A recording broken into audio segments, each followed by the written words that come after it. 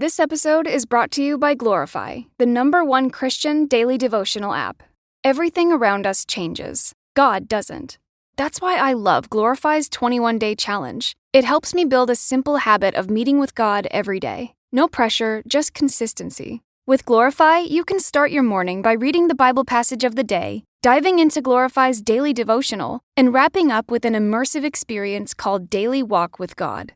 And if you need to take a few minutes to yourself in the middle of a busy day, try one of Glorify's guided meditations, or listen to their curated worship playlists for some quiet reflection. To end the day, enjoy Glorify's sleep meditations to help you wind down and put your mind and heart at ease. Whether you're a committed Christian or simply curious about faith, Glorify has something for you. Join over 20 million people who have downloaded the Glorify app and deepened their relationship with God. Listeners to the show can get full access to Glorify for just $29.99 for the entire year. That's Glorify's lowest price ever when you download the Glorify app now at glorify-app.com/redcircle. Feel closer to God this year with Glorify. Get full access all year for just $29.99 at glorify-app.com/redcircle. That's glorify-app.com/redcircle. और मुझे पता चला कि हम अपनी टालमटोल को छिपाने के लिए कई तरह की बातें करते हैं। क्या मैं आपको बता सकता हूं कि हम चर्च में क्या कहते हैं? हम यह नहीं कहते कि मैं इसे ठीक कर रहा हूं। हम कहते हैं कि मैं इसके लिए प्रार्थना कर रहा हूं। मैं इस शब्द का प्रचार तब तक करूंगा जब तक कि एलिवेशन वैलेंटाइन की पहली 2 पंक्तियों में 3 लोग न रह जाएं। और यह अच्छा है क्योंकि आपको कुछ चीजों के लिए प्रार्थना करने की जरूरत होती है, लेकिन कुछ चीजें जो भगवान ने आपको करने के लिए कहा है, जैसे कि अपनी किताब प्रकाशित करना, उनके लिए प्रार्थना की जरूरत नहीं है। उनके लिए कार्रवाई की जरूरत है। और हगी के पास एक कठिन काम है क्योंकि एक स्तर पर लोग प्रगति कर रहे हैं। कम से कम उन्हें ऐसा लगता है कि प्रगति हो रही है। और सवाल यह उठता है कि यह बिंदु नंबर 1 है। वे इसे स्क्रीन पर दिखाएंगे। क्या यह प्रगति है या टालमटोल?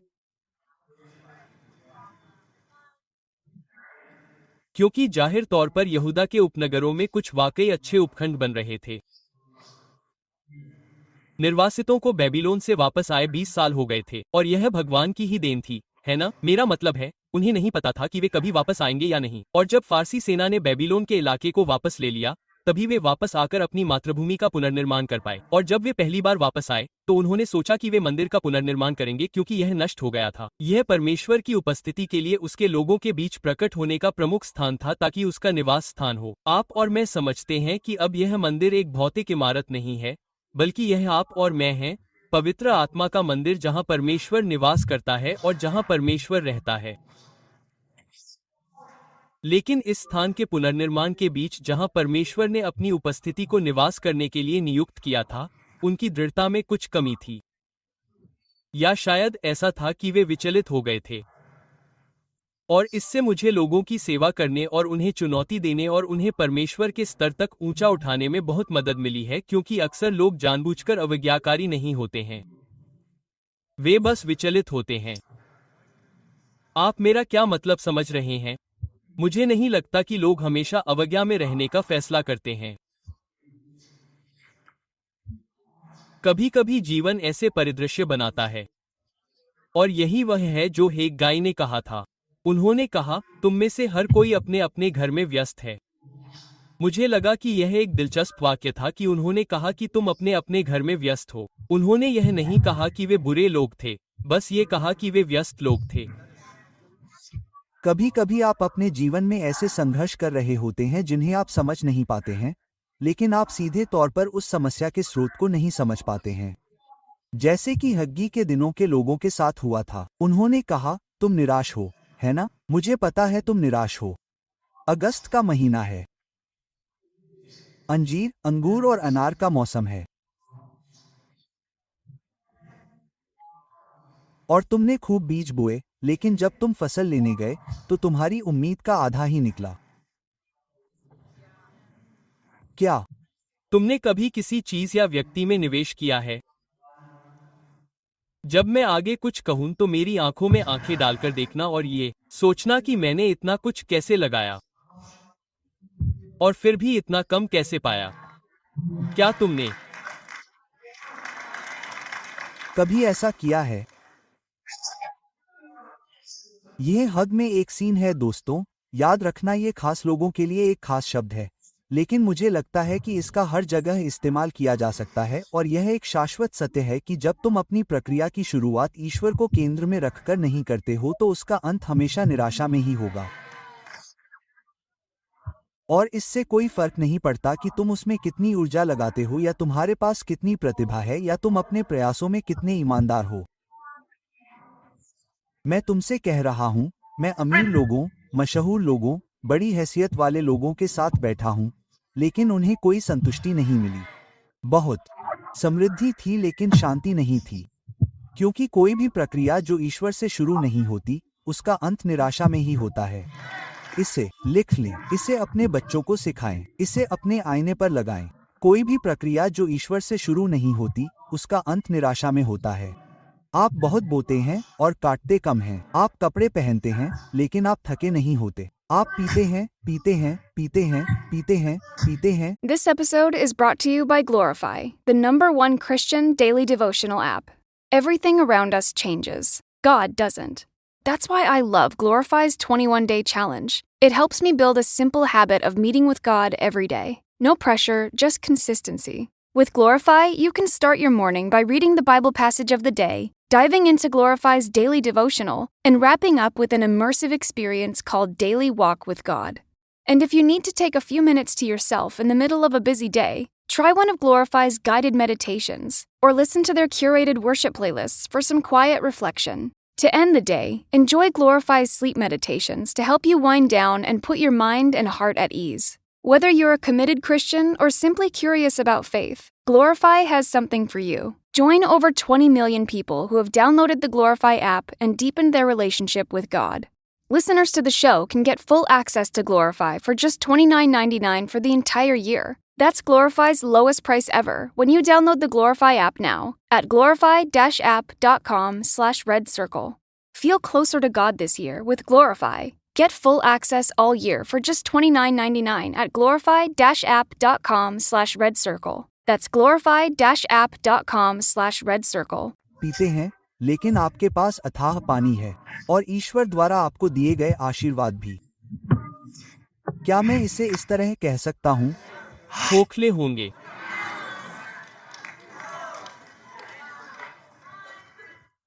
यह एक खोखली फसल है।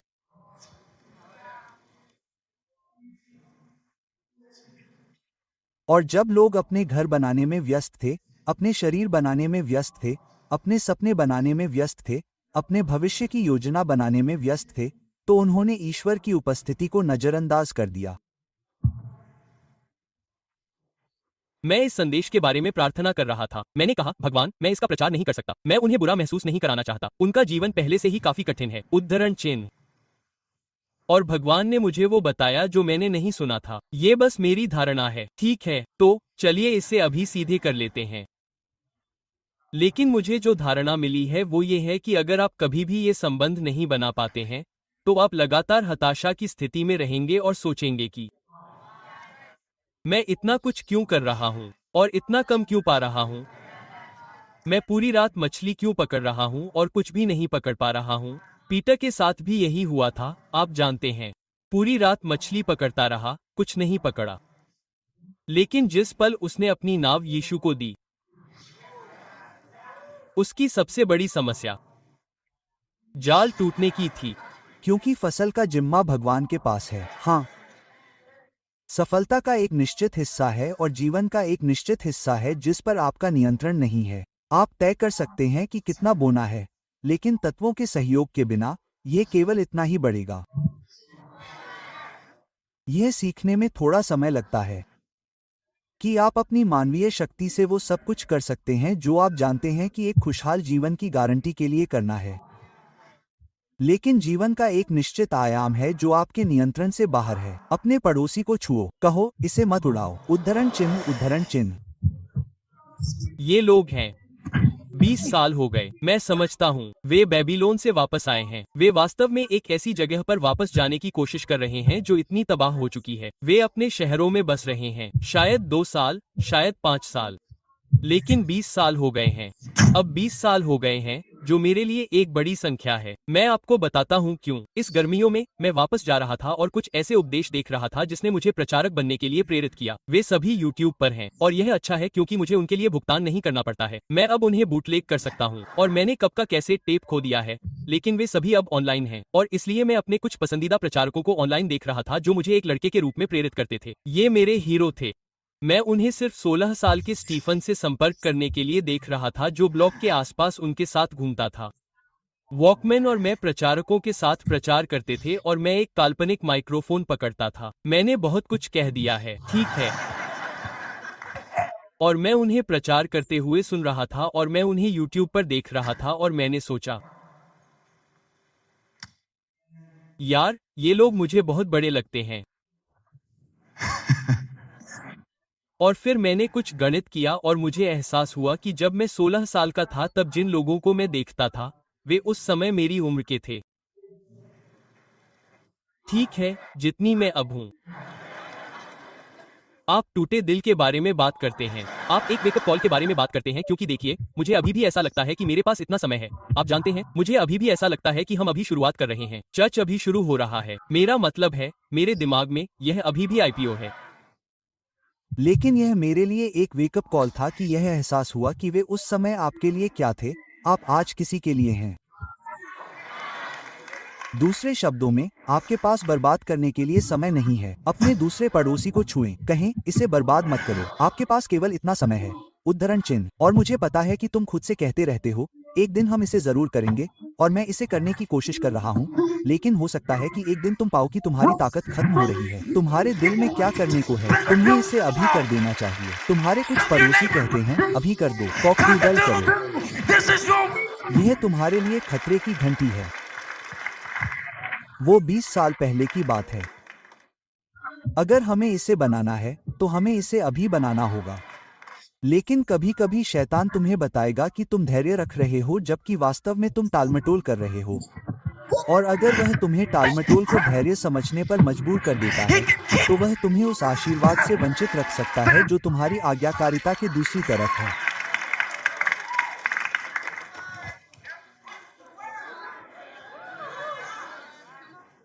हाँ, यह एक प्रक्रिया है। मेरा मतलब है, हाँ, इसमें समय लगता है, लेकिन वास्तव में 20 साल और आखिरकार, हग्गी कहते हैं, ऐसा लगता है कि किसी तरह तुम्हें अपना घर बनाने का समय मिल गया। उद्धरण चिन्ह। मैं बहुत खुश हूँ कि पादरी मिकी ने मुझे ये सिखाया। उन्होंने यह बात मेरे दिमाग में बैठा दी। उन्होंने कहा, बेटा, तुम जो करना चाहते हो उसके लिए समय निकालो। उद्धरण चिन्ह। उन्होंने ऐसा इसलिए कहा क्योंकि मैंने उनसे कहा था कि मेरे पास वह काम करने का समय नहीं है जो उन्होंने मुझे करने को कहा था। उन्होंने कहा, बेटा, तुम जो करना चाहते हो उसके लिए समय निकालो। तुम जो करना चाहते हो उसके लिए समय निकालो।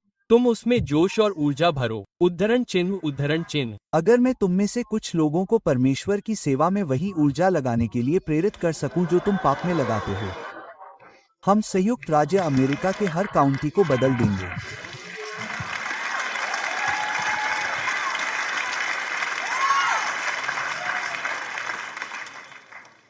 और उन्हें यह प्रगति जैसा लगेगा। लेकिन भविष्यवक्ता हग्गी कहते हैं, एक मिनट रुको, प्रगति केवल प्रयास से कहीं ज्यादा है। प्रगति सही दिशा में प्रयास है। अपने तरीकों पर गौर करो।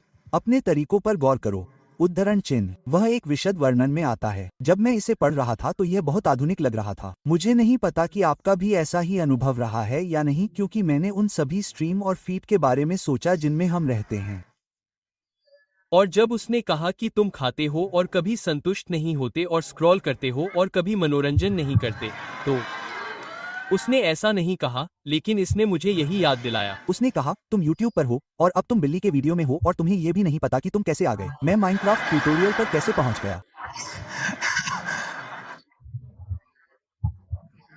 मैं 37 साल का हूं। और फिर यह थोड़ा नाटकीय हो जाता है। मैं भगवान के वचन के लिए माफी नहीं मांगता। चलो, उसने कहा, जब मैंने देखा कि तुम अपने काम में इतने व्यस्त हो, जब मैंने देखा कि तुम अपने शौक में इतने व्यस्त हो, तो मुझे कोई आपत्ति नहीं थी कि तुम अपना घर बना रहे हो, मुझे कोई आपत्ति नहीं थी कि तुम एक नई कार चला रहे हो, मुझे बुरा नहीं लगा जब तुम वीकेंड पर मौज मस्ती करते थे और अपने दोस्त को जो हमेशा तुम्हारा इस्तेमाल करने की कोशिश करता रहता है, ये बताते थे कि तुम्हारे पास उनकी मदद करने का समय नहीं है। ये ठीक था क्योंकि वे हमेशा तुमसे पूछते रहते थे और लेकिन मुझे बुरा लगा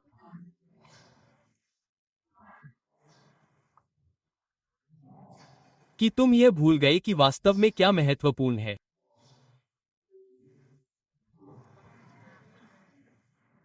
और इसलिए अब भगवान कहते हैं, मुझे कदम उठाना पड़ा। मुझे तुम्हें तुम्हारी प्राथमिकताओं की याद दिलाने के लिए तुम्हारी प्रक्रिया को विफल करना पड़ा। तुम जानते हो कि कभी कभी तुम कुछ ऐसा करते हो जो तुम्हारे लिए मजेदार हुआ करता था और अब वह मजेदार नहीं रह गया है और तुम ये भी नहीं बता सकते कि ऐसा क्यों हुआ। कभी कभी भगवान उस चीज का मजा खराब कर देते हैं जो तुम्हें तुम्हारे बुलावे और उद्देश्य से दूर ले जाती है। अरे, मेरे YouTube चैनल पर आने के लिए धन्यवाद। मुझे आशा है कि आज आपको आशीर्वाद मिला होगा। अगर हाँ, तो इसे किसी के साथ शेयर करें, लाइक करें और सब्सक्राइब करें और मुझे एक कमेंट छोड़ें। मुझे बताएं कि आप कहां से देख रहे हैं। हम आपके लिए क्या प्रार्थना कर सकते हैं। आशा है कि आप जल्द ही यहाँ फिर से मिलेंगे।